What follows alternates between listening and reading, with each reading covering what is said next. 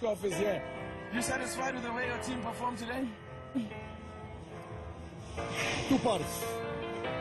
I'm talking before the game, 50-50.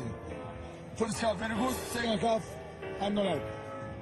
Too much people come only for the pass the time. No work, no sacrifice, this is the team.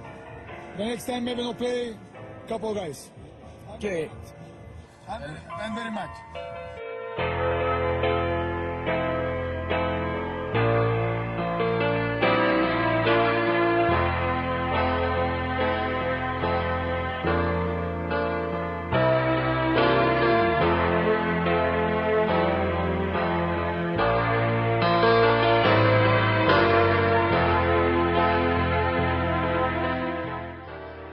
Разкри, суеверен ли сте? Има ли някакъв ритуал, който да изпълнява преди важен матч?